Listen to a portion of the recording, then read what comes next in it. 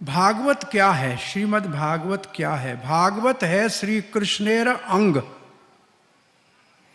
भागवत है श्री कृष्णेर अंग। प्रति श्लोके प्रति अक्षरे गोपी कृष्ण नाना रंग। भगवान श्री कृष्ण चैतन्य महाप्रभु कहते हैं भागवत साक्षात श्री कृष्ण का स्वरूप है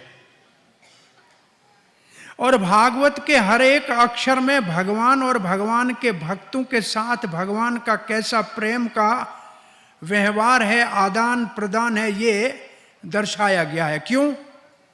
इसलिए कि हम भी भगवान से रिश्ते में जुड़े हुए हैं, इसलिए हम भी भगवान से ऐसे ही रिश्ता अपना जो भूल गए हैं उसको वापस जोड़ लें। तो भागवत सुनने का उद्देश्य क्या है? भागवत क्यों सुननी चाहिए? भागवत सुनने से क्या हमको लाभ होगा? भागवत में ही लिखा है श्री कृष्ण भागवत में प्रवेश हुए और भागवत से श्री कृष्ण श्रद्धालु सुनने वालों के कानों के द्वारा हृदय में आते हैं।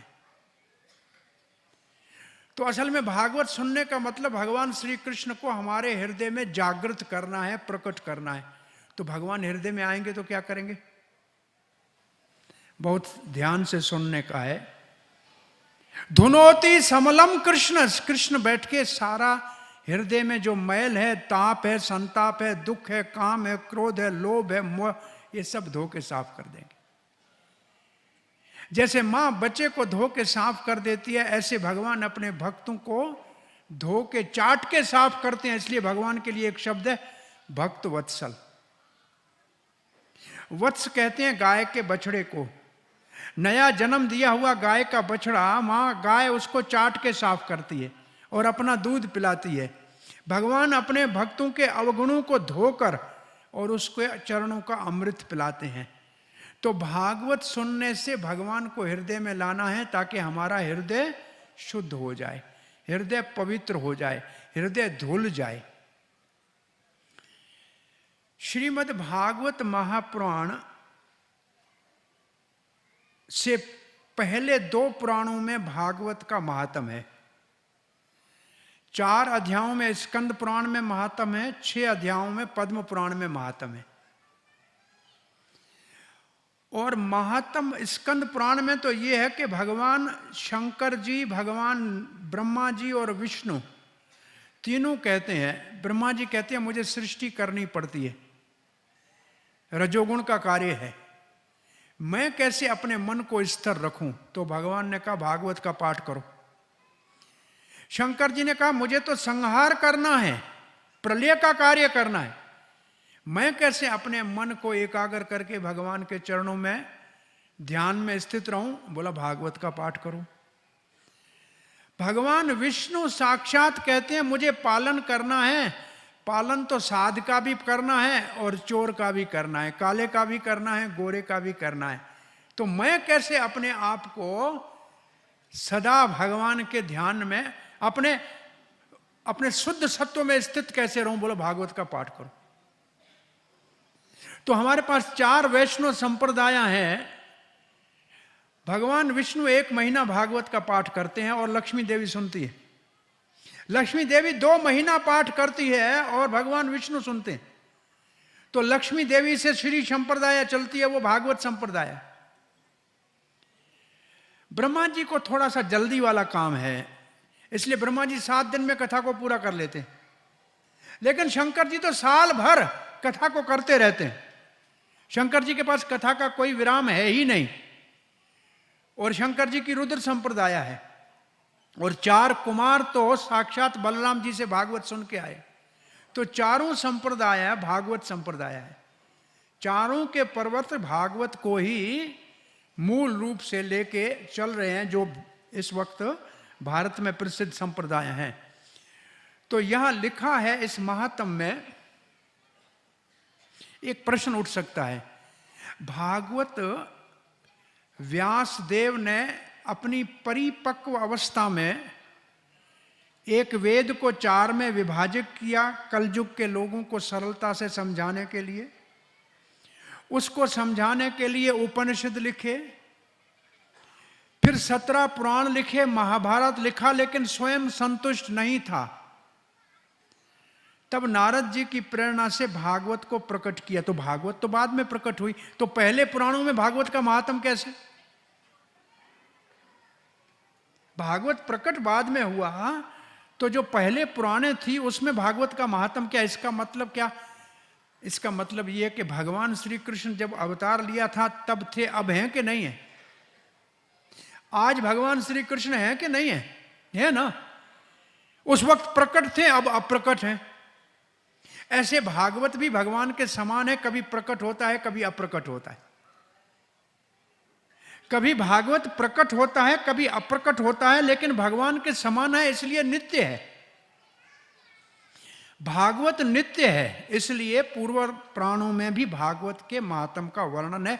और महात्म में वर्णन तो ऐसे आता है कि भगवान श्री कृष्ण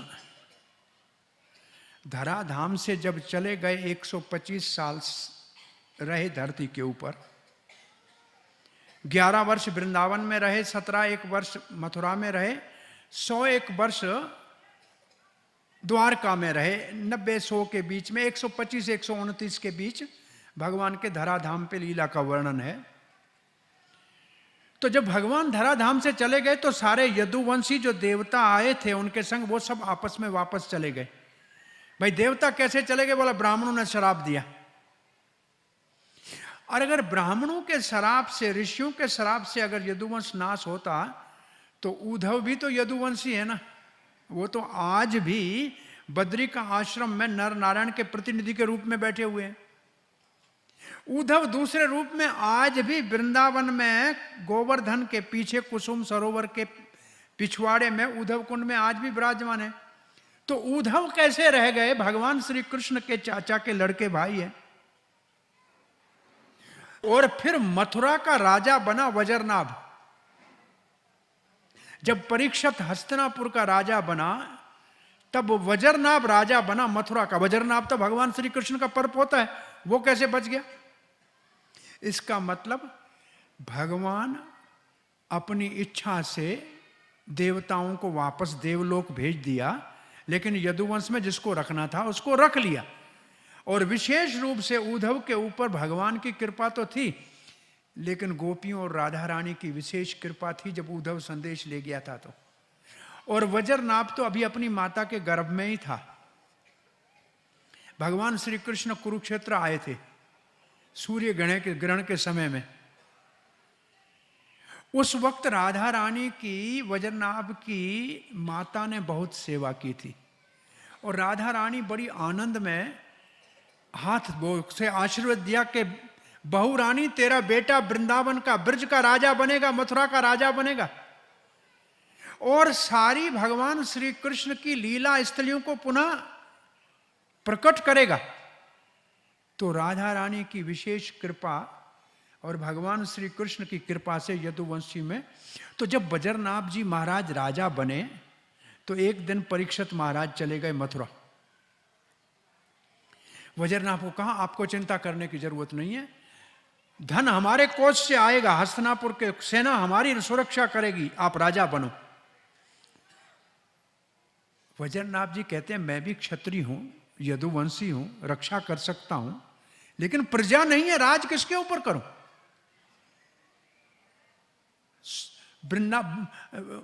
मथुरा का जो 84 कोस है ये सूना हो गया था, जरासंध ने तहस नहस कर दिया था। तो वज्रनाभ और महाराज परीक्षित दोनों सांडल्य ऋषि के पास आए। सांडल्य ऋषि नंद बाबा का पुरोहित है। सांडल्य ऋषि ने कहा मैं आपकी प्रतीक्षा कर रहा था। तब बोला अब सब लीला की स्थलियां लुप्त हो गई हैं। तो सांडल्य जी ने एक बात की, वो ध्यान से सुनिए। भगवान की लीला दो प्रकार की होती है।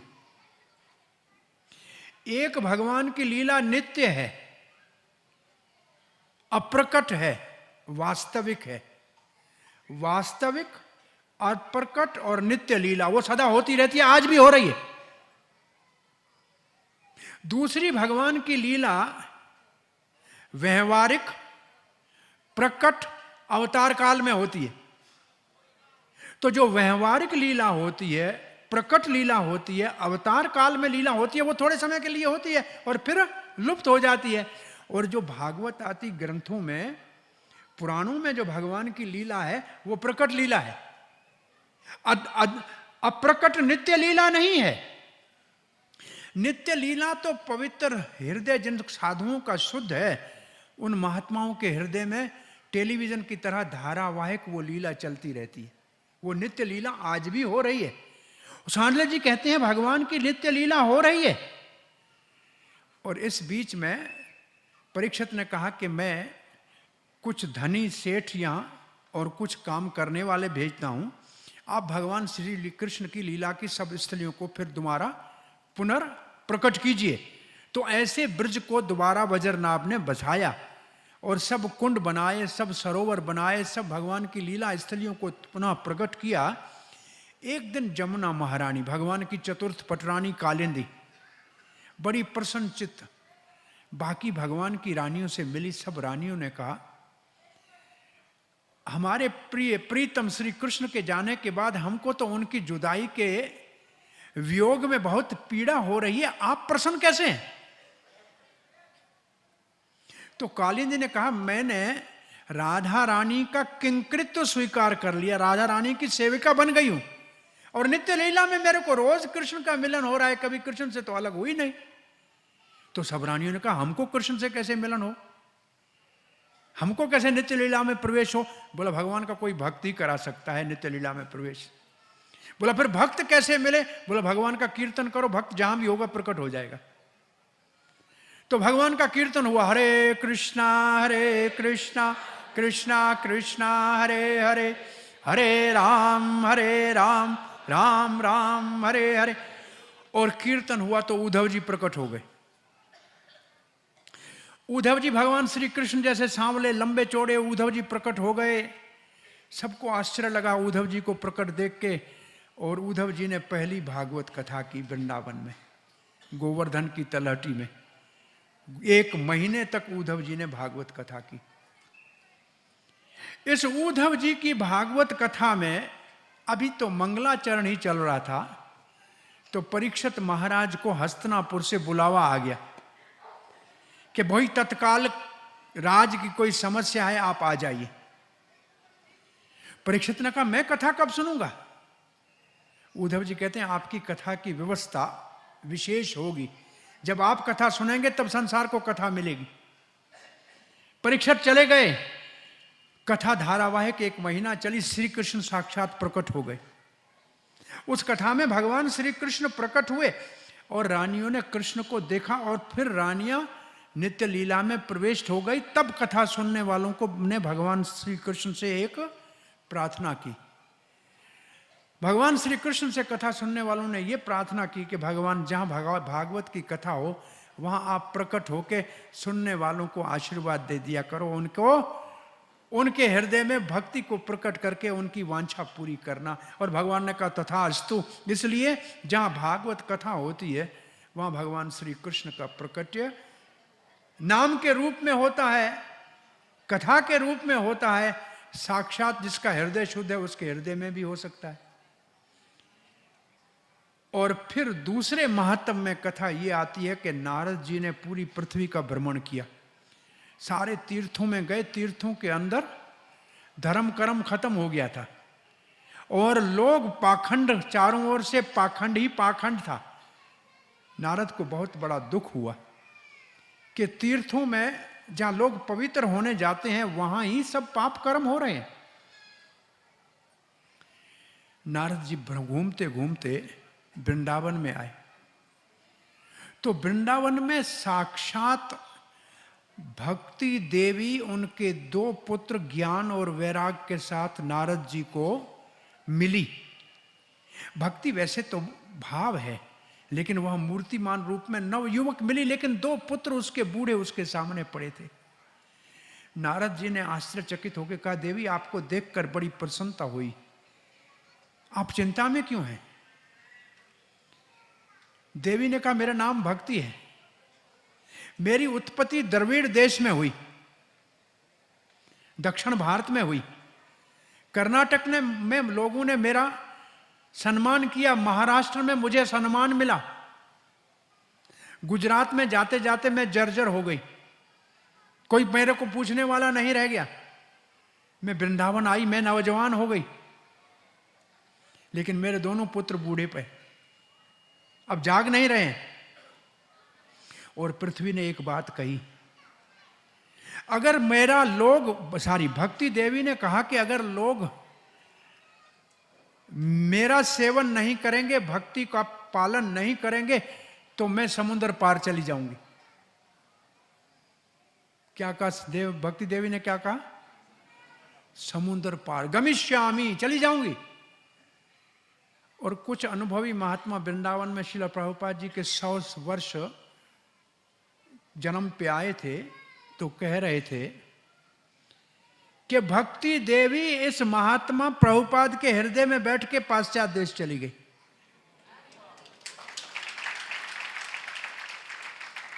और वहां से फिर वापस भारत में आई, तब से लोगों ने भक्ति देवी का स्वागत किया। आज भक्ति देवी भारत के अंदर फल फूल रही है। हरे कृष्णा कृष्णा कृष्णा हरे हरे, हरे राम राम राम हरे। नारद जी ने कहा मैं नारायण का शिष्य हूं, भक्ति देवी आपको जन जन तक और कन कन तक, कान कान तक और जनता में हर एक तक नहीं पहुंचाऊं, तो मैं आपको वचन देता हूं और आपके दोनों पुत्रों को मैं अभी ठीक कर देता हूं। अरे भगवान ने वैकुंठ नाथ ने आपको मुक्ति तो दासी के रूप में दी थी भक्ति देवी। अब कोई मुक्त होना नहीं चाह रहा है, इसलिए मुक्ति देवी वापस वैकुंठ चली गई। तुम भक्ति चाहो तो किसी को दे सकती हो, तो आती है दासी की तरह तुम्हारे सामने खड़ी रहती है। और भक्ति देवी किसी के हृदय में आप बैठ जाओ तो गोविंद को लाके वहां बिठा सकती हो, आपका सामर्थ्य ये है। तो आपको मैं, और फिर नारद जी ने वो दोनों बच्चों को हिलाया, कुछ नहीं हुआ। वेद का पाठ सुनाया, नहीं हिले। गीता का पाठ किया, नहीं हिले। नारद जी आश्चर्यचकित हुए, अरे कर्म से नहीं हिले, ज्ञान से नहीं हिले। नारद जी चिंता में स्वयं निकल पड़े अपने गुरु के आश्रम में, विशाला नगरी, कहां? बद्रीनाथ। बद्री का आश्रम में जाके अपने इष्ट देव नर नारायण को प्रार्थना की, मेरी समस्या का समाधान कैसे होगा? और आदेश ये हुआ कि संत तुम्हारा मार्गदर्शन करेंगे। और वहीं बाहर निकले नारद, तो भाई मिले 4 कुमार, ब्रह्मा जी के पहले पुत्र सनकादि ऋषि मिले। नारद आपको देख के लोग सुखी हो जाते हैं, और आज आपके चेहरे में चिंता क्यों? नारद जी ने कहा सत्य बताऊं, मैंने भक्ति को वचन दिया है, मैंने हाथ से हिलाया, गीता पढ़ी, वेद पढ़ा, लेकिन बच्चे उनके ठीक नहीं हो रहे हैं। सनकादि कहते हैं नारद जी आप जानते हो भागवत का पाठ क्यों नहीं सुनाया? तो नारद जी ने कहा भागवत में और वेद में अंतर ही क्या है? तो सनकादि ऋषि कहते हैं अंतर यह है, आम के पूरे पेड़ के अंदर आम का रस होता है कि नहीं होता है? होता है। लेकिन आम को काटोगे तो रस निकलेगा क्या? नहीं निकलेगा ना। आम जब पक जाएगा पेड़ के अंदर तो रस आम का मिलेगा ना। आम के पेड़ से आम का रस नहीं मिलेगा, आम के पके हुए फल से आम का रस मिलेगा। गाय में दूध तो सब जगह होता है, क्योंकि बनता तो खून से ही है, लेकिन चाकू मारने से गाय को दूध निकलेगा क्या? नहीं ना, खून निकलेगा, दूध तो स्तन से निकलेगा। तब नारद जी कहते हैं, नारद जी को 4 कुमार कहते हैं कि भागवत वेद रूपी वृक्ष का पका हुआ फल है, और वो रस वाला है, और उससे ये ज्ञान और वैराग दोनों जागृत हो जाएंगे। चलो हम भागवत की कथा सुनाते हैं। ये दूसरी भागवत की कथा। पहली कहां हुई कथा आपको बताया था? गोवर्धन की तलहटी पे, कुसुम सरोवर के पीछे। और दूसरी कथा हुई हरिद्वार में, सप्तऋषि आश्रम, जहां गंगा 7 धाराओं में बट जाती है 7 ऋषियों के लिए। यहां कथा कौन कर रहा था? सनकादि ऋषि, यजमान नारद। और सब ऋषियों को बुला के लाए, जो आए मना के लाए, सब बैठे, कथा शुरू हो गई। कथा का माहत्म ही चल रहा था। अचानक नव युवती एक सुंदरी प्रकट हो गई और उसके साथ 2 बालक प्रकट हो गए और नृत्य करने लगे। सब आश्चर्यचकित होकर पूछ रहे हैं, देवी आप कौन हो? सनक आदि ऋषि कहते हैं, देवी कौन हो? बोला मैं भक्ति हूं। कहां से प्रकट हुई? बोला भागवत से। मैं कहां बैठूं? ये भक्ति देवी ने पूछा। तो सनक आदि ऋषि कहते हैं, इन भक्तों के हृदय में बैठ जाओ, ये भक्तों का हृदय आपके रहने का स्थान है। और ये 2 ज्ञान और वैराग नौजवान हो गए और नृत्य करने लगे भागवत में। ये भागवत से प्रकट होने वाला ज्ञान जो है ना, वो नृत्य करता है, और जो सूखा ज्ञान होता है वो नृत्य नहीं कर सकता। और ये वैराग जो है, इस वैराग की परिभाषा कुछ छोड़ना नहीं है। वैराग का अर्थ है विशेष राग।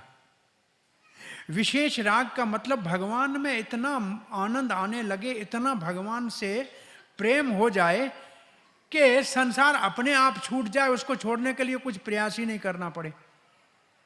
कुछ छोड़ने के लिए, अब आप 2 घंटे रोज कथा सुनेंगे तो आप भगवान की कथा सुनेंगे, मंदिर में बैठेंगे, तो 2 घंटे संसार के काम से तो बच गए कि नहीं बच गए?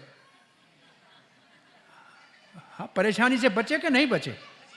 तो ऐसे विशेष राग का मतलब भगवान में इतनी आसक्ति हो जाए कि बाकी चीजें, भाई भगवान मिल जाए तो बाकी और चीजें, किसी को और चीज जरूरत क्या है और चीज की? भगवान से बाहर कोई चीज अलग है क्या? भगवान से अलग सिर्फ एक चीज है, माया। भगवान को छोड़ोगे तो सिर्फ क्या मिलेगा? और माया क्या काम करती है मालूम है? 2 काम करती है। असली चीज को ढक देती है, उसको कहते हैं आवरण आत्मिक। आवरण का मतलब पर्दा। और नकली चीज को दिखा देती है और उसमें हमको भ्रमा देती है, उसको कहते हैं विक्षेप। माया कैसे काम करती है? सिनेमा में कभी गए हैं? सिनेमा हॉल में कभी गए? सिनेमा हॉल में जाते हैं तो अपने सगे संबंधी के साथ जाते हैं, पुत्र मित्र के साथ जाते हैं, पत्नी के साथ जाते हैं, टिकट खरीद के जाते हैं, बैठते हैं, भर जाता है हॉल। फिर क्या करते हैं? पहला काम क्या करते हैं? लाइट बंद करते हैं। लाइट बंद करते हैं ना, अंधेरा होता है ना। जिसके साथ गए थे वो भूल गया, जो अपना था जिसके साथ आए थे वो तो भूल गया। और फिर पर्दे के ऊपर एक चालू करते हैं फिल्म, और 3 घंटे हम उस फिल्म के अंदर, वो हीरो जैसे हमारा सक्का संबंधी वही है, उसको दुख आया तो हम रोना शुरू करेंगे, उसको सुख आया तो हम हंसना शुरू करेंगे। वो पैसा कमा रहा है और हम पैसा खर्च करके रो रहे हैं। ऐसे होता है कि नहीं होता है? और इंटरवल होती है तब याद आता है, अरे मेरे साथ तो ये आया था, वो तो ऐसे ही पर्दे पे चल रहा था।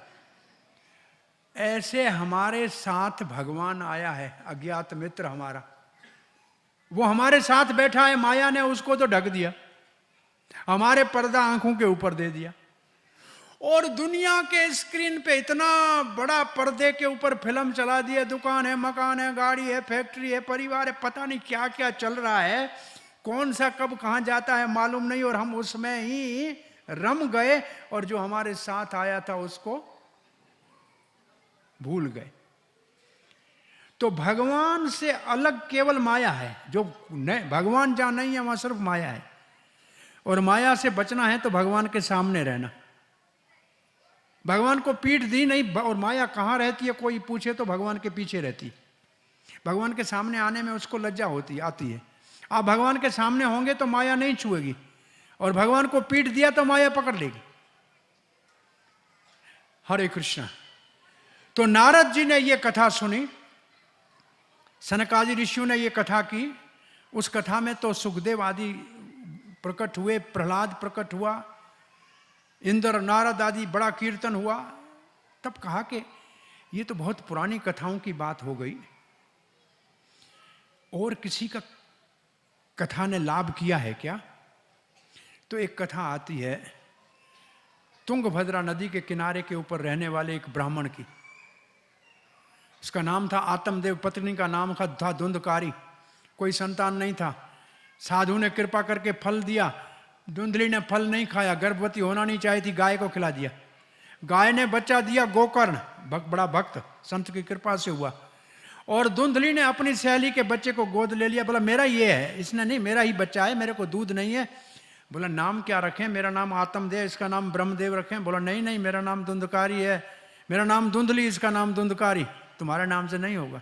बदमाश पहले नंबर का निकला, पिताजी को सताया। पिताजी तो दसम स्कंद भागवत का पाठ करने चले गए। माता को बहुत परेशान किया, कुएं में कूद गई, 5 वैश्याओं के साथ विवाह कर लिया। धुंधकारी ने सब चोरी बदमाशी की। एक दिन राजकुल से चोरी किया, वैश्याओं ने कहा बंद गया तो हमको भी जेल में डलवा देगा। वैश्याओं ने ही उसको मार दिया, और मारने के बाद कहा कि हमारा पति परदेश गया। गोकर्ण अपने घर में आके देखा तो एक भैंस खड़ी है, भैंसे के बाद कुत्ता खड़ा है, कुत्ते के बाद बिल्ला खड़ा है। अरे कौन हो? बोला तेरा भाई हूं, धुंधकारी हूं, प्रेत बन गया हूं। बोला मैंने गया में सबका तर्पण किया था। बोला मैं भारी प्रेत हूं, गया से तरने वाला नहीं हूं, मेरा उद्धार कर मेरा भाई। तो सूर्य देव को प्रार्थना की, सूर्य देव ने कहा भागवत का पाठ करो। भागवत की कथा हुई। एक बांस का लकड़ा लगाया, उसमें 7 गांठ थी। एक दिन की कथा पूरी हो, एक गांठ टूटे, 7 दिन की कथा पूरी हुई, और वैकुंठ से विमान आया और धुंधकारी वैकुंठ जाने लगा। उस वक्त गोकर्ण ने कहा कथा तो सबने सुनी, विमान एक आया, बाकी का विमान कहाँ है?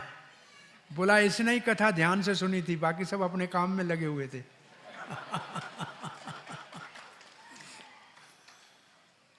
एक व्यक्ति मूर्तियां बेच रहा था मंदिर के बाहर। 4 मूर्तियों के सेट एक जैसे थे।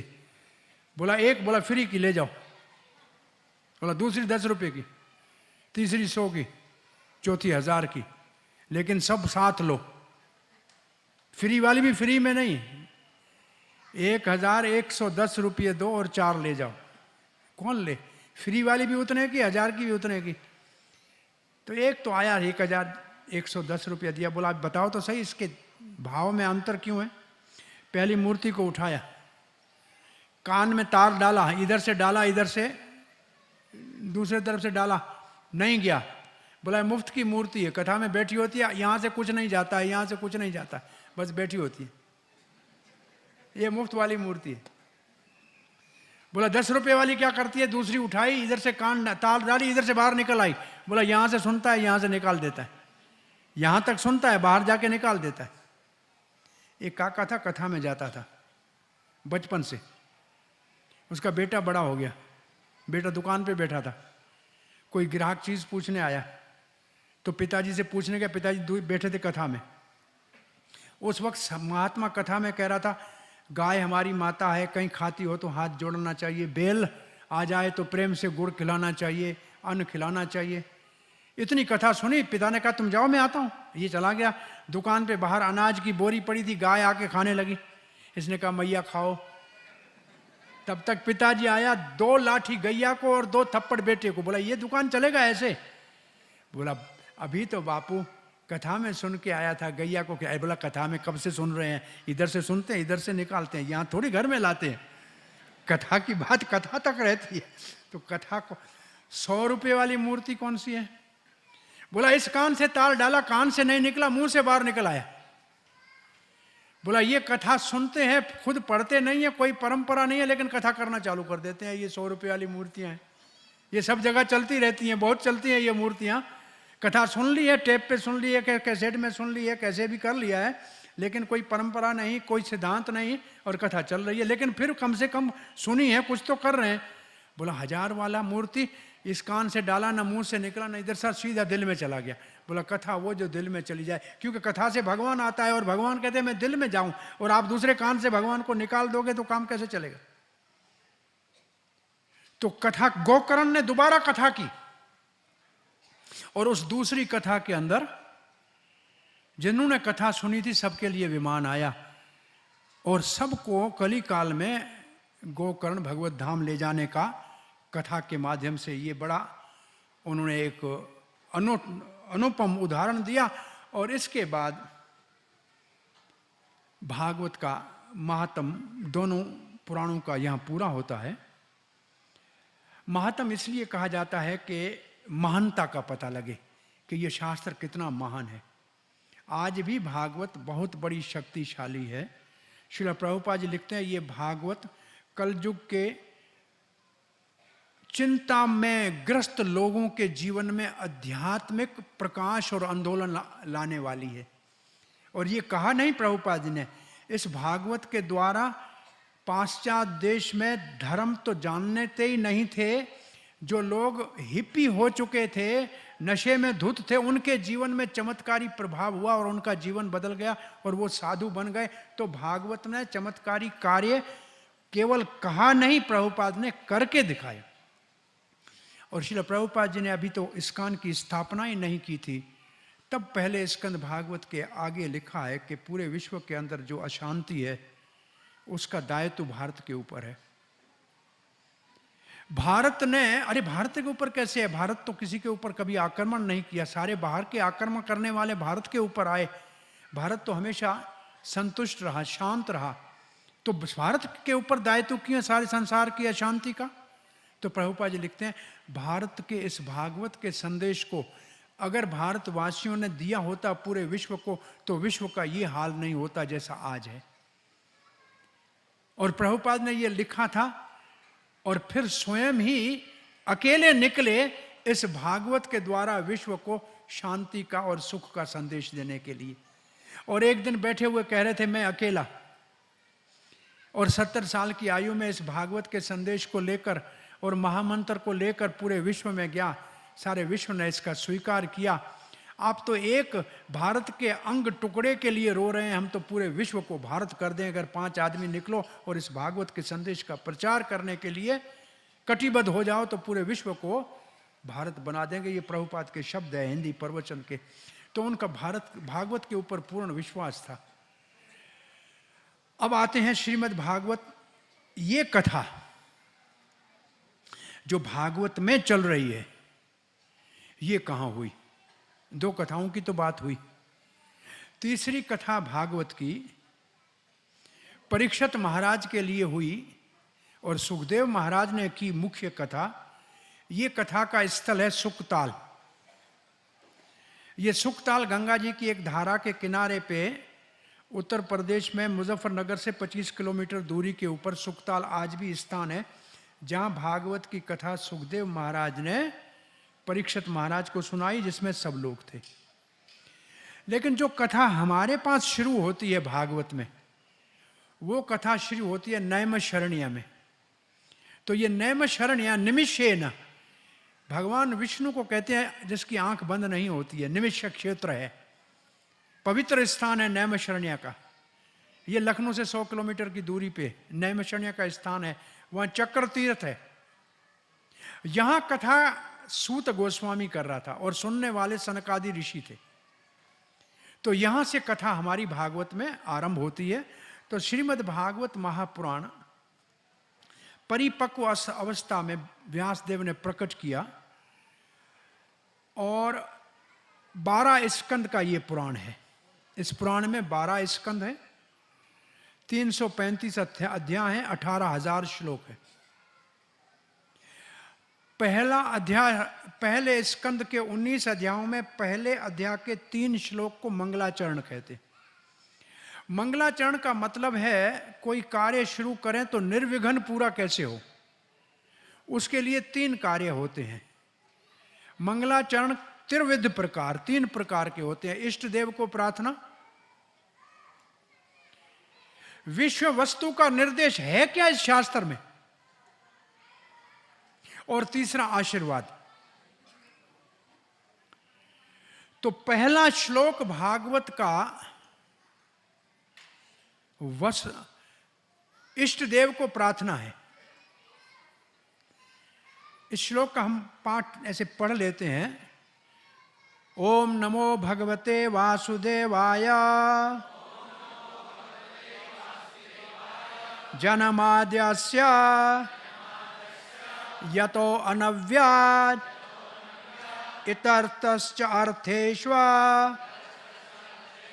अभ्यगस्वरात् तेने ब्रह्मा हृदय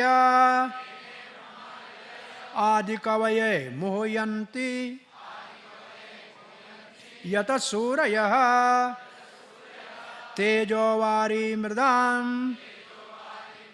यथा विनमयो यत्र त्रिसर्गो मृषा धामना स्वेन सदा निरस्तकुहकं सत्यम परम धीमहि। सत्यम परम धीमहि, ये है गायत्री का धीमहि। धीमहि मरी हमारी बुद्धि किस में लगे? परम सत्य में लगे। तो परम सत्य है आराध्य देव। परम सत्य आराध्य देव, सीधा कृष्ण राम क्यों नहीं कहा?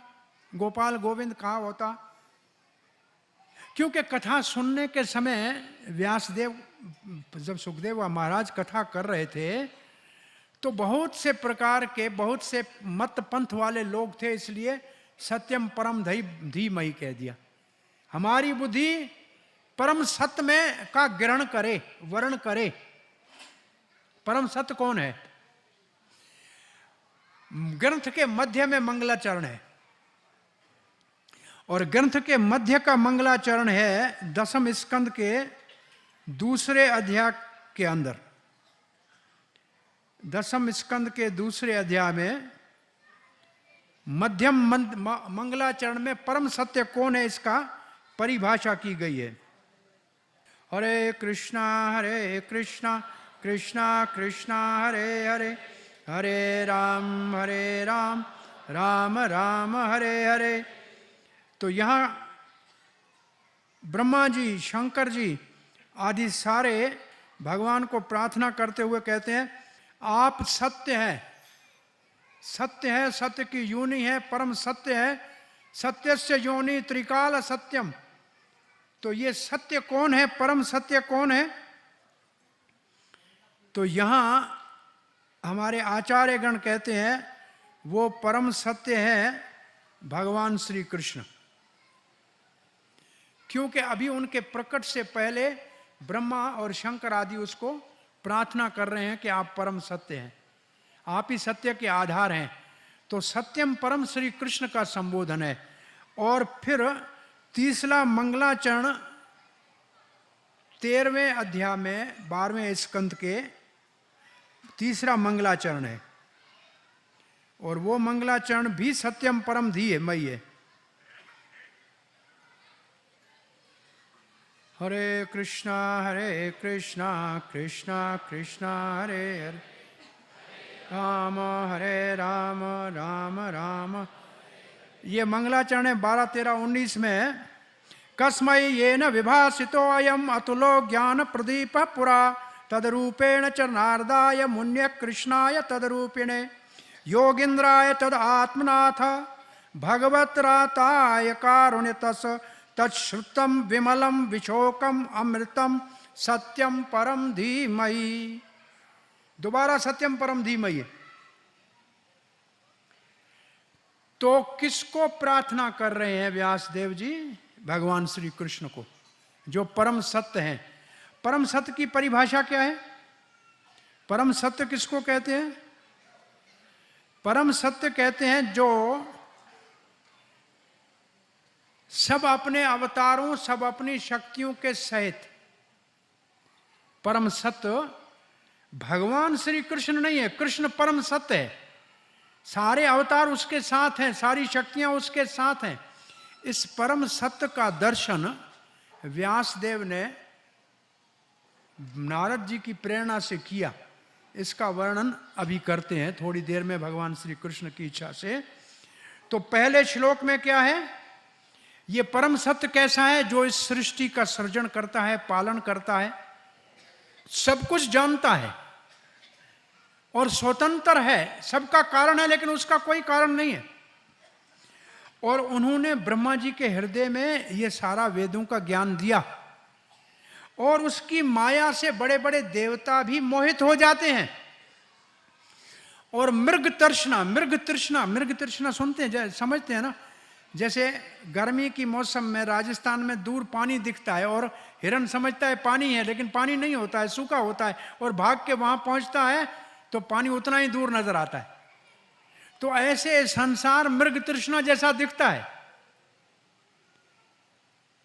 और भगवान ही सत्य है इसमें, ये पहली प्रार्थना करके फिर दूसरा वस्तु निर्देश के लिए दूसरे श्लोक में वस्तु क्या है भागवत में, भागवत में है क्या, तब कहते हैं धर्म प्रोजित कई तब तत्र अत्र परमो निर्मत्सराणाम सताम।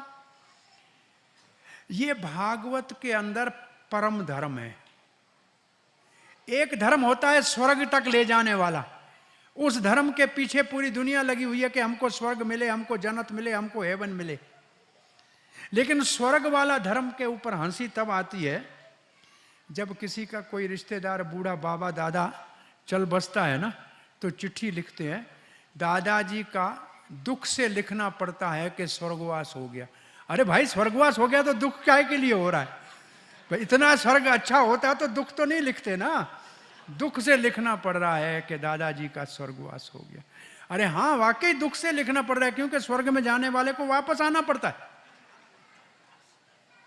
और दूसरा है मोक्ष धर्म, वो मुक्ति देने वाला, वो भी भागवत में उसकी विशेषता नहीं है। तीसरा है वैकुंठ में पहुंचाने वाला धर्म, जहां 4 प्रकार की मुक्ति होती है, उसका भी भागवत में मुख्यता नहीं दी गई है।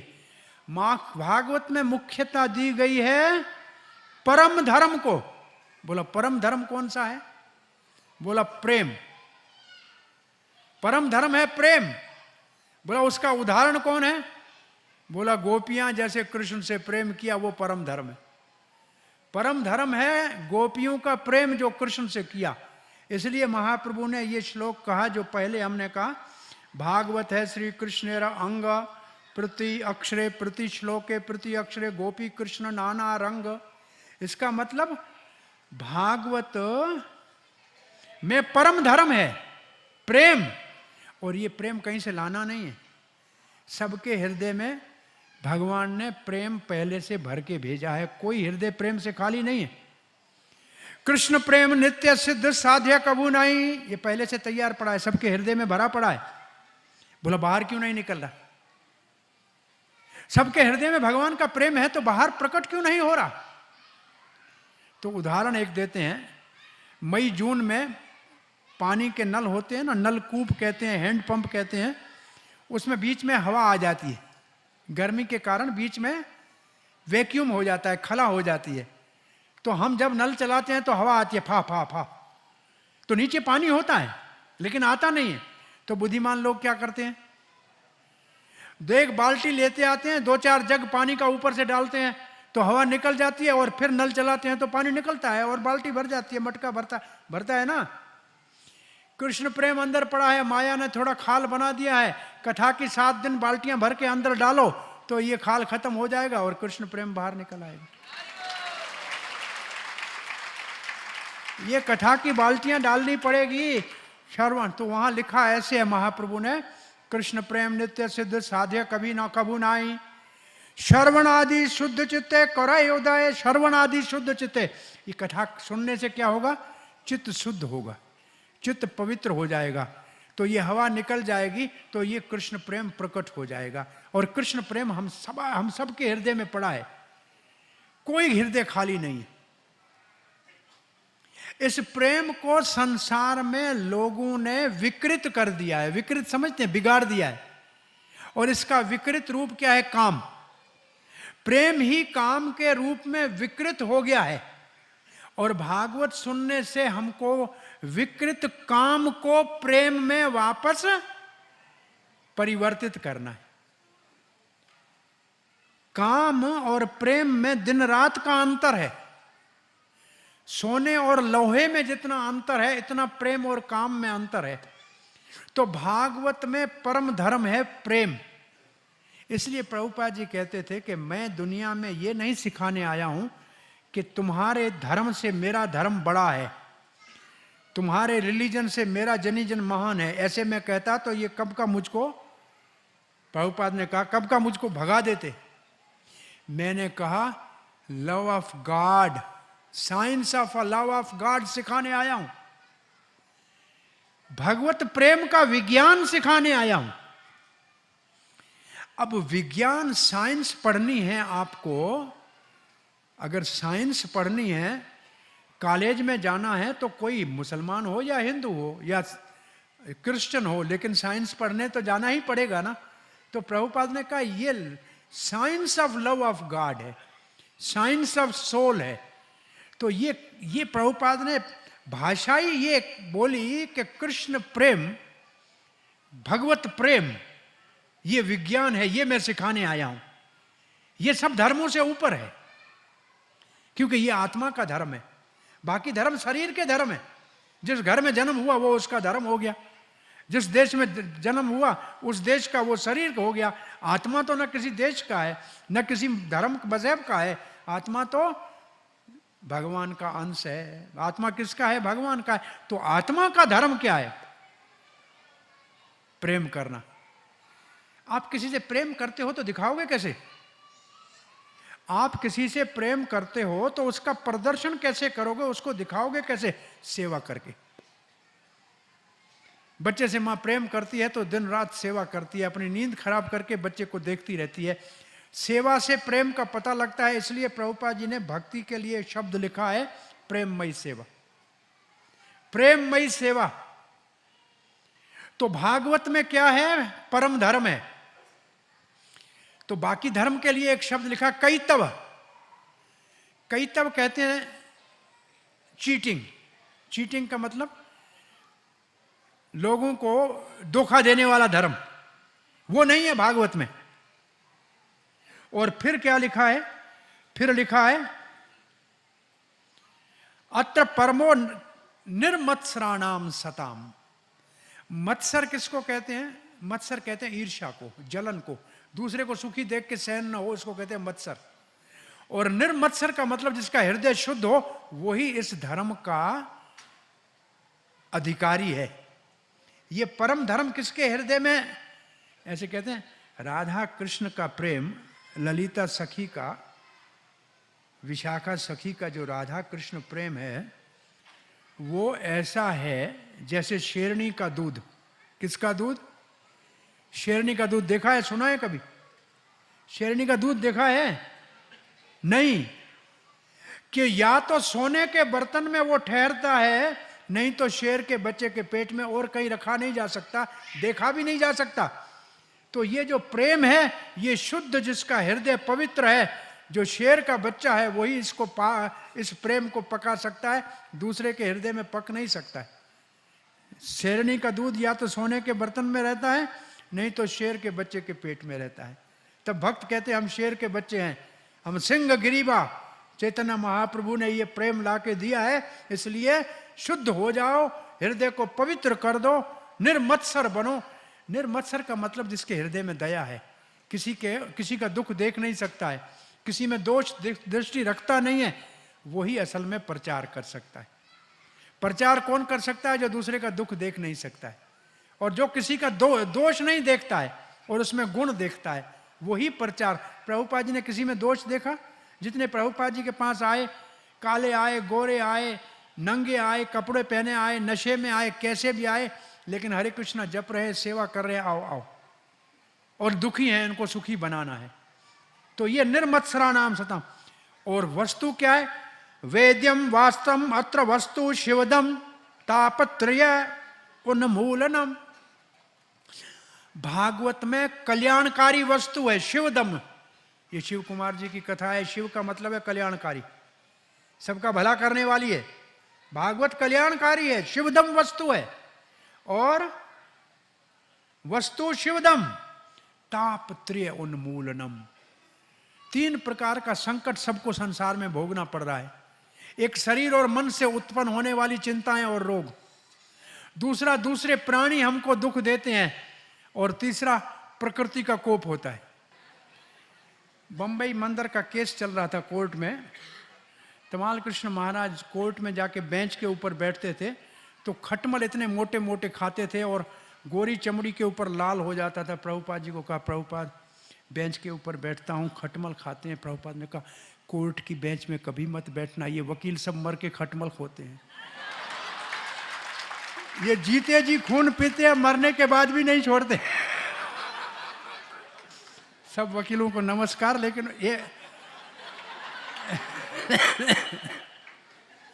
स्वर्ग वाले और नरक वालों में बहुत बड़ी लड़ाई हुई प्लाट के ऊपर। तो स्वर्ग वालों ने कहा हमारा इसके ऊपर अधिकार है, आप क्या कर सकते हो। नरक वालों ने कहा चुप करो, तुम्हारे पास कोई वकील है, सारे वकील हमारे पास है, तुम्हारा केस कौन लड़ेगा।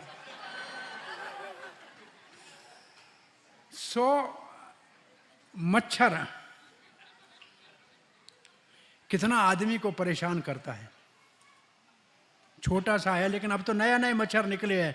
डेंगू वाला एक मच्छर निकला है, नया नया वैरायटी मच्छरों की।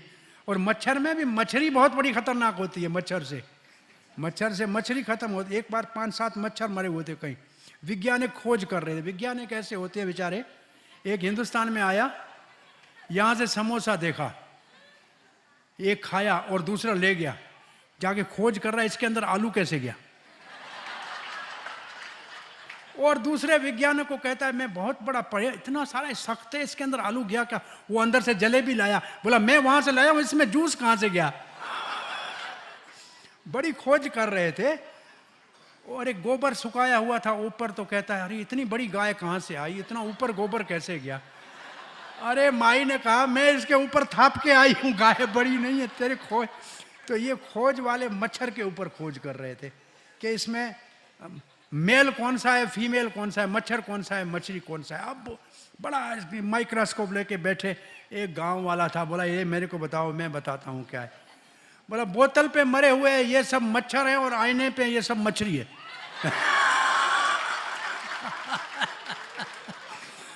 हरे कृष्णा हरे कृष्णा। ये राजा की सवारी आ रही थी। एक महात्मा सोया हुआ था रोड पे। बोला हट जाओ, महाराज की सवारी आ रही है। बोला महाराज क्या होता है। बोला सबके ऊपर आदेश चलता है, देश का राजा है। बोला महाराज से बात करनी है। तो रास्ता तो छोड़ो, खवात करना। महाराज आया। महाराज आप राजा हैं। जी हाँ मैं राजा हूं। आपका सबके ऊपर आदेश चलता है। हाँ चलता है। बोला ये मच्छर मुझे परेशान करता है, इसको बोल मत काटे। राजा बोलता है मच्छर की मेरी नहीं चलती है। बोला फिर किसके ऊपर चलती है। मच्छर पे तो चलती नहीं है। वो एक मच्छर खा रहा था, सनातन गोस्वामी को परेशान कर रहा था मानसी गंगा के पास। और सनातन गोस्वामी अपना बोरी बिस्तर उठाया और कड़वा उठाया, करमंडल उठाया, चलने लगे। भगवान शंकर कहने लगे कहाँ जा रहे हो भक्त, आप बैठे हो, आपके नाम जप में आनंद आ रहा है। बोला यहाँ मच्छर खा रहे। बोला आज से कोई मच्छर यहाँ नहीं आएगा। और शंकर जी ने कहा तब से वहां कोई मच्छर नहीं, अभी तक मच्छर नहीं है। तो मच्छरों के भी देवता होते हैं, उनको बुला के उन्होंने कहा होगा कि इनको बोलो यहाँ नहीं आना, तो वो वहां से चले गए बेचारे। तो दूसरे प्राणी जो दुख देते हैं उसमें शेर ने कोई आदमी आके गांव पुणे में खा के गया ऐसा उदाहरण नहीं मिलेगा, लेकिन मोटर गाड़ी वालों ने लाखों लोग मारे होंगे। एक आदमी दूसरे आदमी को ज्यादा, एक मानव दूसरे को ज्यादा दुख देता है। और मानव में भी अपने रिश्तेदार सबसे ज्यादा प्रेम से पीड़ा देते हैं। और इससे बचना बहुत मुश्किल है। हाँ? असल में वो पीड़ा देते इसलिए है कि मोह न हो, लेकिन हम इतने मोह में फंसे होते हैं कि उस पीड़ा को पीड़ा मानते हैं। नहीं तो ध्रुव महाराज की तरह अपमान भगवान मिलाने वाला है। अपने पीड़ा दें तो भगवान के पास चला जाना चाहिए, क्योंकि अपना तो वो है, बाकी सारा सपना है। तो वस्तु क्या है। शिवदम तापत्र्य उन्मूलनम। श्रीमद्भागवते महामुनि कृते किं वा परैश्व किं वा परै। ये भागवत के अध्ययन करने के बाद और कोई शास्त्र के अध्ययन करने की जरूरत नहीं है। जो विश्व में सब शास्त्रों में है वो इसमें है, और जो कहीं नहीं है वो भी इसमें है। इसलिए और किसी के पास कहीं और जाने की जरूरत नहीं है, अपने आप में ये परिपूर्ण है। और फिर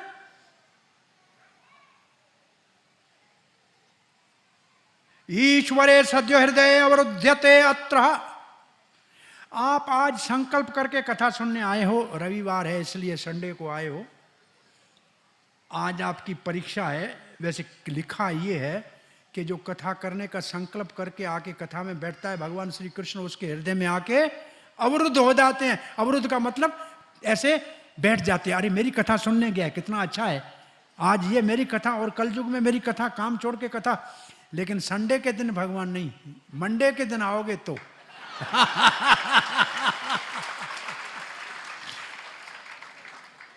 लेकिन फिर एक प्रश्न और उठता है, कौन कथा में आ सकता है? व्यासदेव ने बड़ी सावधानी से लिखा है, कृति भी ही तत्क्षणात्, उसी समय भगवान हृदय में आएंगे, लेकिन किसके? कृति भी, सुकृति भी, जिसके जीवन में कई जन्मों की भक्ति जनक सुकृति का उदय हुआ है, वही भागवत कथा सुनेगा।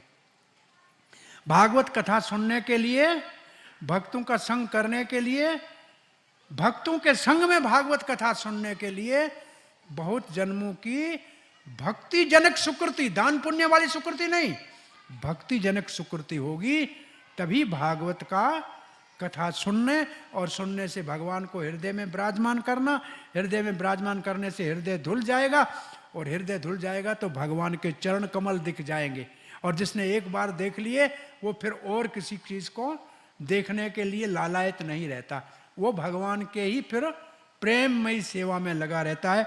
अब तीसरा श्लोक है आशीर्वाद का, इसको सुनिए।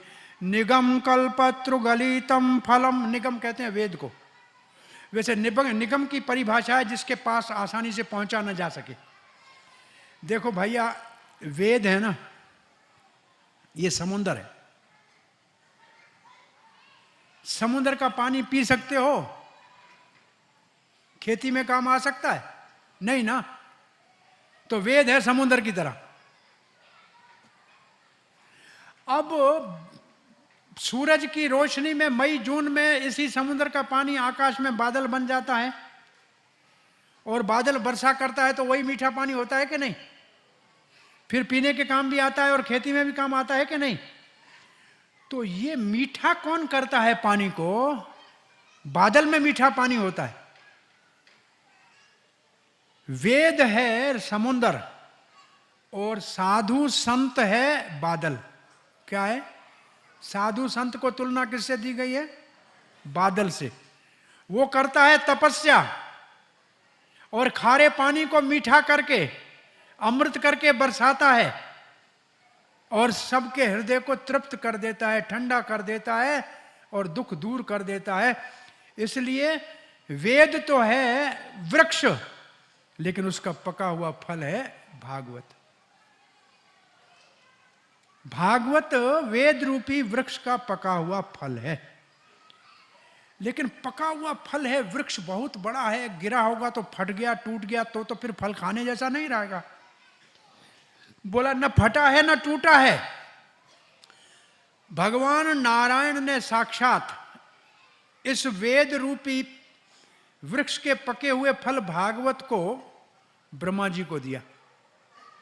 ब्रह्मा जी ने लिया और अपने बेटे नारद को दिया, और नारद जी ने अपने शिष्य व्यासदेव को दिया, और व्यासदेव ने अपने पुत्र सुखदेव को दिया, और सुखदेव के मुख से ये और अमृत बन के प्रवाहित हुआ। तो एक डाली से, एक शाखा से दूसरी शाखा पे आया, गिरा नहीं है, ये परंपरा से आया है फल। निगम कल्पतृगलितम फलम सुख मुखाद अमृत द्रवितम द्रव्य संयुतम। अमृत है, द्रव्य है, रस है, और सुखदेव महाराज के मुख से ये अनुभव के कारण इतना मीठा और अमृत जैसा होके आया। पीबत भागवत रसमालयम।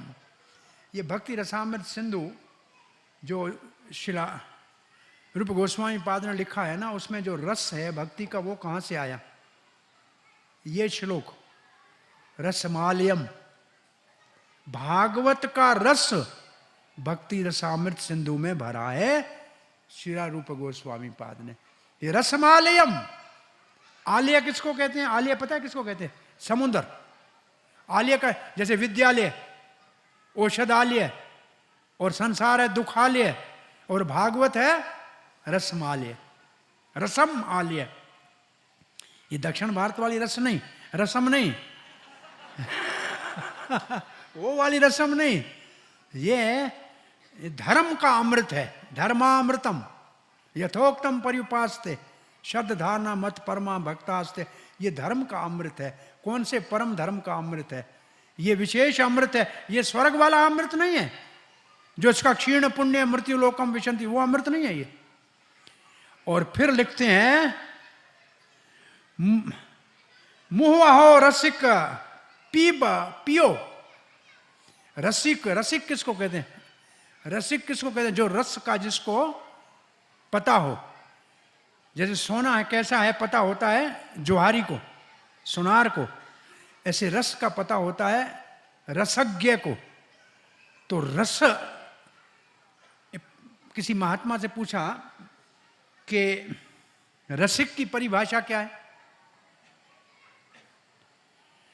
तो उन्होंने उत्तर दिया कि 100 छिद्र वाला मटका, 100 सोराख वाला, 100 होल वाला मटका आपको कहा जाए कि नदी से भर के आओ और हमको भरा हुआ चाहिए, तो क्या करोगे? 100 सोराख हैं, मटके को नदी में डालो, बाहर निकालो, पानी सब बह जाएगा ना। तो भरा हुआ चाहिए, क्या करना चाहिए? क्या करना चाहिए बोलो भैया? उसको लेपाई पोचाई करें। बोला वो भी नहीं करनी है, पानी में पड़ा रहे तो भरा रहेगा। रसिक उसको कहते हैं जो भागवत के रस में पड़ा रहे, डूबा रहे, वो रसिक कहते हैं उसको। छिद्र हैं हमारे में भी, बाहर जाएंगे ना यहां से तो कथा भूल जाएगी, फिर दुनिया की बातें याद आएंगी, लेकिन ये छिद्र हमारे अंदर हैं, लेकिन भागवत में बैठे रहेंगे तो भरे रहेंगे। एक महात्मा के पास कोई गया, कहा महाराज कथा में आते हैं तो बड़ा अच्छा लगता है कि भगवान का नाम लेना चाहिए, भक्ति करनी चाहिए, लेकिन बाहर जाते हैं सब भूल जाते हैं, जैसे थे पहले हो जाते हैं। तो महाराज ने कहा एक टोकरा पड़ा है, टोकरा बांस का, टोकरा समझते हैं बांस का जिसके अंदर फल वल होते हैं, टोकरी बांस की। बोला जाओ नदी से भर के आओ। अब टोकरी नदी से भरेगी क्या? बार बार भरी, 50 बार भरी, पानी तो भरा नहीं। वापस आया, बोला महाराज बांस का टोकरा नहीं भरा। बोला क्यों? बोला इसमें बड़े बड़े सोराख हैं। बोला इसलिए आपकी कथा जो आपको भर देते हैं, आप में बड़े बड़े सोराख हैं, बह जाती है। तो बेचारा दुखी हो गया। महाराज ने कहा जरा टोकरे को देखो, जब तुम ले गए थे तब कैसा था और अब कैसा है? बोला ले गए थे तो इसके ऊपर मिट्टी थी और कड़क था, सूखा हुआ था। 50 बार पानी में ढाला है ना तो धुल गया है और नरम हो गया है, सोराख कुछ छोटे हो गए हैं। तो महाराज ने कहा भरा नहीं तो कोई बात नहीं, धुल के तो आया कम से कम, तो कुछ धुलाई तो हो गई ना। और कुछ सोराख छोटे हुए, कुछ नरम हुआ, दोबारा डालोगे तो पड़ा रहेगा तो सोराख भी बंद हो जाएगा। इसलिए श्रील प्रभुपाद जी ने नित्य भागवत सेवा का नेम बनाया है कि रोज भागवत को श्रवण करना है, और रोज भागवत को श्रवण करेंगे तो भक्ति निष्ठा वाली होगी। निष्ठा तक पहुंचने के लिए भागवत सुनने के अलावा और कोई साधन नहीं है, और किसी साधन से कोई निष्ठा तक अपने आप पहुंच जाए संभव नहीं है। इसलिए ये भागवत नित्य का नेम रखा है। और फिर कौन पिए? रसिक पिए, और दूसरे कौन पिए? भावुक। भावुक कौन होते हैं? जिनके हृदय में भाव का उदय हुआ है। ये भाव कहाँ से आता है? भाव भी सबके हृदय में हमारे पड़ा हुआ है, इसको जगाना पड़ेगा। इस भाव को जगाने के लिए हमको क्या करना पड़ेगा? साधन भक्ति। साधन भक्ति करनी पड़ेगी, तब भाव जगेगा, और जब भाव जगेगा तब ये भागवत मीठा लगने लगेगा। ये 3 श्लोक में मंगलाचरण है, आशीर्वाद है कि पियो, ये आपका सब दुख दूर करेगा, ये मंगल वस्तु है, और ये परम सत्य की गाथा है। अब भागवत और भगवान में कोई अंतर नहीं है। भागवत में, भागवत को कहा गया है आध्यात्मिक दीप, और भगवान श्री कृष्ण को भी कहा गया है आध्यात्मिक दीप। दोनों को आध्यात्मिक दीप कहा गया है, दोनों ही दिव्य प्रकाश देते हैं, भागवत भी और कृष्ण भी।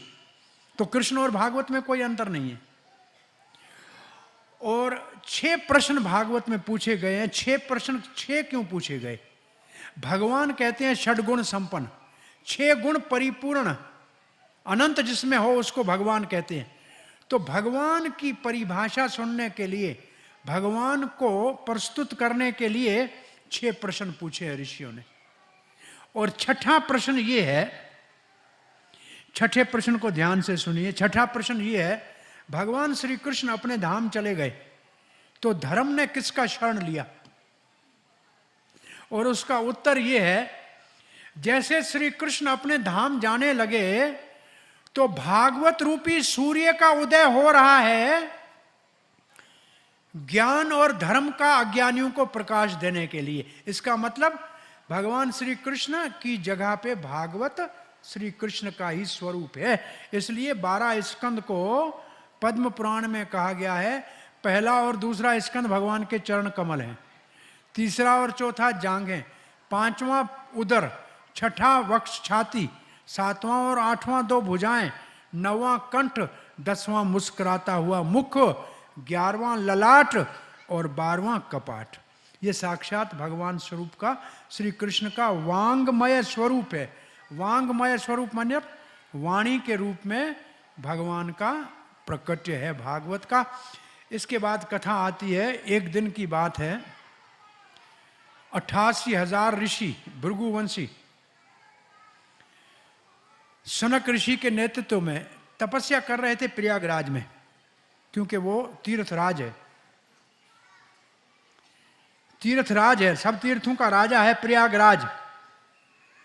एक बार वृंदावन नंद गांव में यशोदा मैया बना रही थी कचौरी, मटरी, लड्डू।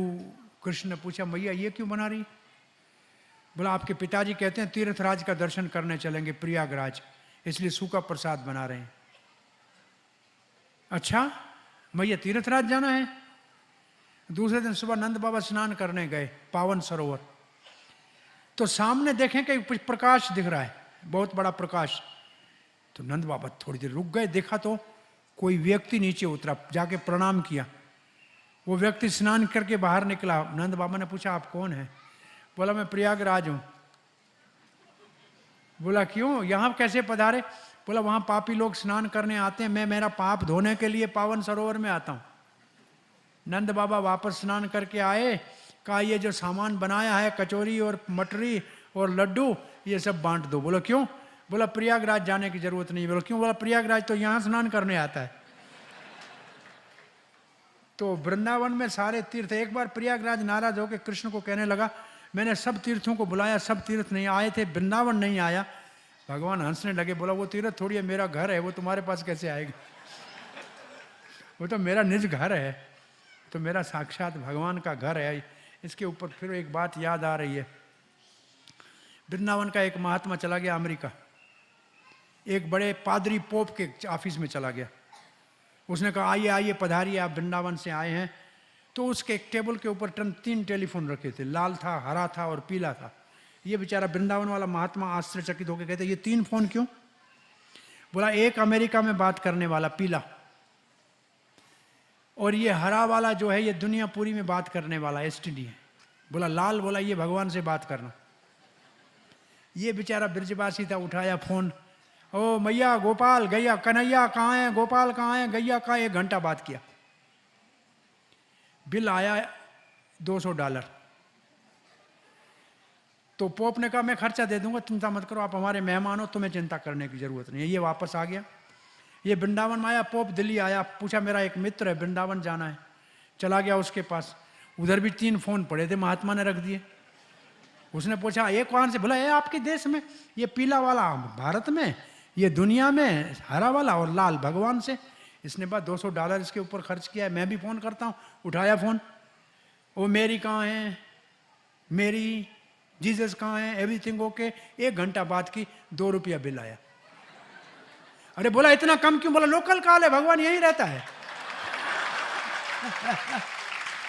ये तो वृंदावन के तो लोकल कॉल है, इसमें तो कहीं पैसा एसटीडी आईएसडी की कोई जरूरत नहीं है इसमें।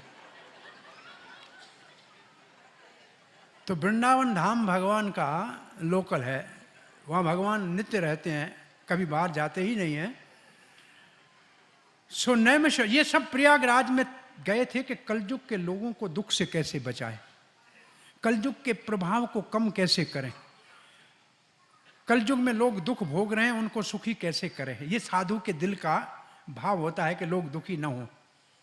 तो वहाँ वेणी माधव है, प्रयागराज में वेणी माधव है, त्रिवेणी और माधव भगवान श्री कृष्ण। उसको प्रार्थना किया कि भगवान हमको कोई स्थान बताइए जहाँ बैठ के हम कोई अनुष्ठान करें और कलयुग के प्रभाव को रोक दे। तो भगवान ने अपने चक्र को कहा कि जहाँ ये चक्र विश्राम करे वहाँ जाके आप कथा शुरू करना, अपना अनुष्ठान करना। तो भगवान का चक्र आगे चला, ऋषि पीछे चले, और चक्र नैमिषारण्य में आके पाताल में चला गया और चक्र तीर्थ बना, और यहाँ ये ऋषि आके बैठे और दीर्घ काल तक, बहुत समय तक यज्ञ करने का अनुष्ठान करके बैठे कलयुग को रोकने के लिए। तो एक दिन सूत गोस्वामी वहां आया, लिखा है सूत गोस्वामी, सूत जाति का नाम है ये सूत गोस्वामी, इसका नाम है उग्र सर्वा सूता। ये है रोमहर्षण सूता का पुत्र। रोमहर्षण सूत व्यासदेव का शिष्य है, जिसने सब पुराणे सीखी थी, पुराणों का आचार्य था, बैठा था कथा कर रहा था, और ऋषि कथा में बैठे थे और यमराज को बुलाया था कि किसी की मौत ना हो, और कहा कि कथा दिल खोल के करो, किसी की मृत्यु नहीं होगी। बलराम जी आ गए और सूता उठा ही नहीं। बलराम जी ने तिनका उठाया और सूता की ओर ऐसे किया और सूता के ही प्राण निकल गए। ऋषियों ने कहा, हमने कहा था यमराज किसी को नहीं मारेगा, ये तो कथा वाला ही चला। बलराम जी को भागवती परंपरा अपनी ओर से शुरू करनी थी, इसलिए रोमहर्षण के पुत्र उग्र सर्वा को बलराम जी ने आशीर्वाद दिया। और उग्र सर्वा सुखदेव महाराज के शिष्य हैं। ये सुखदेव महाराज से भागवत कथा सुन के आए यहां नैमिषारण्य में, और ऋषियों ने इनका स्वागत किया, सम्मान किया, और कहा कि आप स्निग्ध शिष्य हैं। स्निग्ध संस्कृत में घी को बोलते हैं, इसका मतलब चुपड़ा, इसका मतलब सेवा करने वाला, निम्रता वाला हो। इसलिए गुरुओं ने आपको कृपा करके सब दिव्य ज्ञान दे दिया है। और हम यज्ञ तो कर रहे हैं, यज्ञ की पूर्ण आहुति के बाद शाम के समय आप हमको कथा बताइए। तो कथा मुख्य नहीं है, मुख्य यज्ञ है, कथा उनका अंग है। तो सूत गोस्वामी से 6 प्रश्न पूछे ऋषियों ने, और ऋषियों का एक प्रतिनिधि हुआ सनक। सनक ने पूछा, सनक ऋषि ने कहा, पहला प्रश्न ये है, सब लोगों का आत्यंतिक कल्याण क्या है, सबका भला क्या है, सब क्या करें कि सबका भला हो। दूसरा ये लिखा कि शास्त्र बहुत हैं। प्रश्न दूसरा ये, शास्त्र बहुत हैं, समय बहुत कम है, उसका सार क्या है ये आप ही बता दीजिए, क्योंकि कलयुग बहुत मुश्किल समय है, इसमें लोगों की आयु कम है और खान पान इतना बिगड़ा है कि मरने से पहले मरने की तैयारी करते। हाँ ना, सिगरेट के ऊपर लिखा है कि तुम मरोगे, तो फिर भी लोग पीते हैं कि नहीं?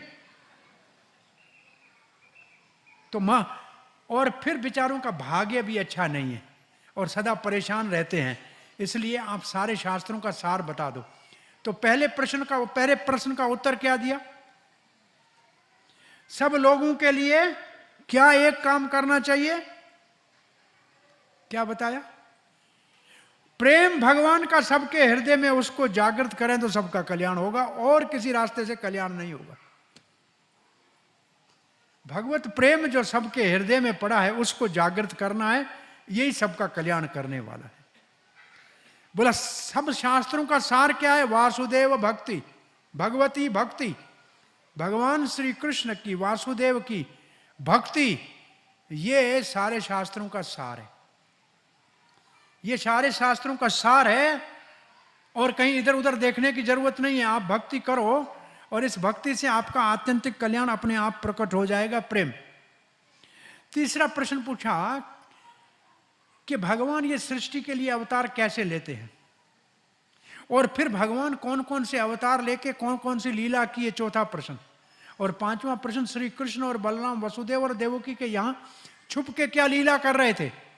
और छठा प्रश्न आपको पहले ही बताया था, श्री कृष्ण के जाने के बाद धर्म ने किसका शरण लिया। तो पहले प्रश्न का उत्तर आपको बता दिया, सवई परो धर्मो, ये जो श्लोक है, परम धर्म क्या है? भगवान का प्रेम, वो जागृत करना। और सब शास्त्रों का सार है भक्ति। और सृष्टि के लिए भगवान 3 पुरुष अवतार लेते, उसको 3 पुरुष अवतार कहते हैं। एक कारण सागर में सोने वाला विष्णु, जिसके रोमकूपों से ब्रह्मांड निकलते हैं, महाविष्णु कहते हैं उसको। दूसरा, हर एक ब्रह्मांड के अंदर एक विष्णु भगवान प्रवेश करते हैं उसकी आत्मा के रूप में, तब वो ब्रह्मांड सृष्टि उसमें होती है। उस विष्णु की नाभि से कमल निकलता है, कमल के ऊपर ब्रह्मा जी प्रकट होते हैं और ब्रह्मा जी सृष्टि करते हैं। इस विष्णु का नाम है गर्भ सागर में शयन होने वाला विष्णु। पहला कारण सागर में शयन करने वाला, दूसरा गर्भ सागर में शयन करने वाला विष्णु, और तीसरा क्षीर सागर में शयन करने वाला विष्णु, जो परमात्मा सबके हृदय में निवास करते हैं। ये सृष्टि करते हैं। तो सृष्टि असल में है, एक ब्रह्मांड की सृष्टि कौन करता है? गर्भोदक्षाई विष्णु। सारे ब्रह्मांड कहां से निकलते हैं? कारण दक्षाई विष्णु, कारण सागर में सोने वाले विष्णु। इसलिए कभी कभी लोग आपसे पूछेंगे कि सारे अवतार विष्णु से आते हैं, तो ये सच है, क्योंकि यही कारण, यही गर्भोदक्षाई विष्णु यही अवतार लेते हैं, क्योंकि यही पालन करने के लिए है। लेकिन भगवान श्री कृष्ण अवतार लेते हैं, ये आपको चौथे पांचवें दिन जब कथा आएगी तब ये आपको सुनना पड़ेगा कि ये विष्णु अवतार नहीं है, ये सारे अवतारों का स्रोत है। ये तो 3 पुरुष अवतार भगवान श्री कृष्ण गोविंद जब सृष्टि करने का संकल्प करते हैं तो सीधे हाथ की तरफ से बलराम जी का प्रकट होता है और उल्टे हाथ की तरफ से राधा रानी का प्रकट होता है। यहां से शक्ति, उल्टे हाथ तरफ से शक्ति और सीधे तरफ से बलराम जी। बलराम जी चतुर्व्यूह एकदम होते हैं, वसुदेव, संकृष्ण, प्रद्युम्न और अनिरुद्ध। और ये महासंकृष्ण जो है ये आगे चल के सृष्टि के कार्य के लिए 3 विष्णु बनते। तो कृष्ण से नहीं, बलराम से नहीं, संकृष्ण के बाद विष्णु निकलते। और फिर तीसरे अध्याय में 24 अवतारों का नाम लिखा है कि कौन कौन से अवतार भगवान ने लिए। वो 4 कुमार अवतार, नारद अवतार, कच्छ अवतार, मत्स्य अवतार, ऐसे सब अवतारों की गिनती कराते करता है राम अवतार आया, परशुराम की बात आई, कृष्ण बलराम की बात आई, तब सावधान हो गए। और व्यासदेव ने सावधान होकर एक श्लोक लिखा, और ये श्लोक है श्रीमद् भागवत का परिभाष सूत्र। सारी भागवत इस एक श्लोक के ऊपर केंद्रित है। और ये परिभाष सूत्र है, एते चांश कलाहा पुंश कृष्णस्तु भगवान स्वयं इंद्रारी व्याकुलम लोकम मृदयंती युगे युगे। ये जितने अवतार गिनाए हैं ये तो या अंश हैं या कला है। अंश का मतलब भगवान अपने जैसा एक और बना दे, वो अंश हो गया, उसको कहते हैं विष्णु तत्व। और कला का मतलब वो अंश का भी अंश, कुछ कलाएं उसमें हो। भगवान तो 16 कला संपूर्ण है, तो कुछ कलाएं जिसमें हो, तो या ये सब अवतार भगवान के अंश हैं या कला हैं, लेकिन स्वयं भगवान श्री कृष्ण है, वो इनसे विलक्षण है। ऐसे कहना कैसे कहा जाए? बोला सब लोग आज मंदिर में आ रहे हैं, लेकिन प्राइम मिनिस्टर भी आ रहा है। तो सब लोग हैं, प्राइम मिनिस्टर भी सब लोग में, लेकिन प्राइम मिनिस्टर सबसे अलग है। आज सब ब्राह्मणों को बुलाया है, लेकिन बड़ा वेदज्ञ ब्राह्मण भी उनके साथ आ रहा है। तो विशेष कृष्ण को बता के सारे अवतार हैं, लेकिन कृष्ण विशेष अवतार है। तो ये 19 अध्याय पहले स्कंद में है। 3 संवाद हैं, 3 संवाद। पहले 3 अध्यायों में सूत शौनक संवाद है।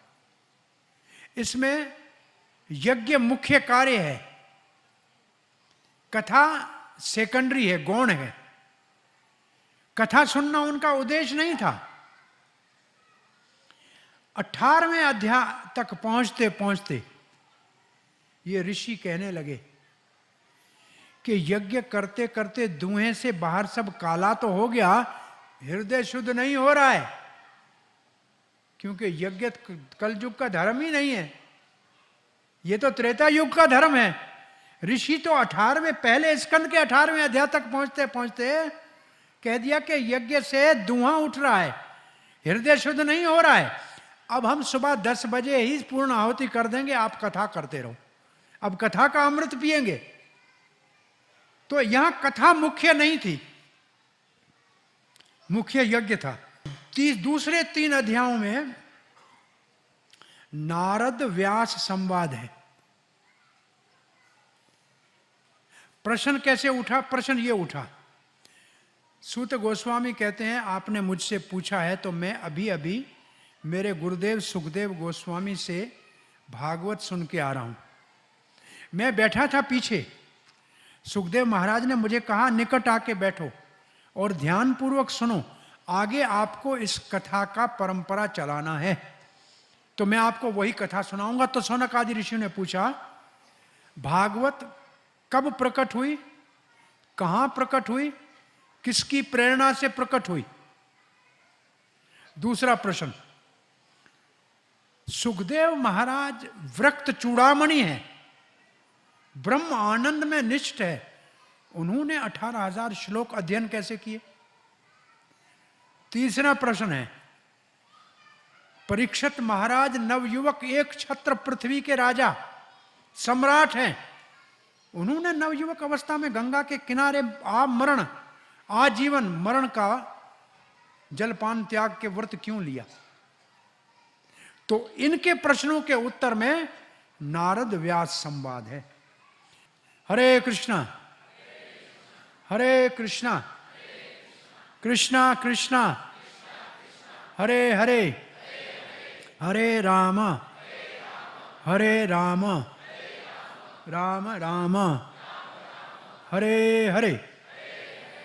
तो अब पहला कीर्तन होता है नींव खोदना, कथा होती है बिल्डिंग का स्ट्रक्चर बनाना, फिर कीर्तन होता है उसके ऊपर प्लास्टर रंग करना ताकि आपका भक्ति का महल सुंदर हो जाए।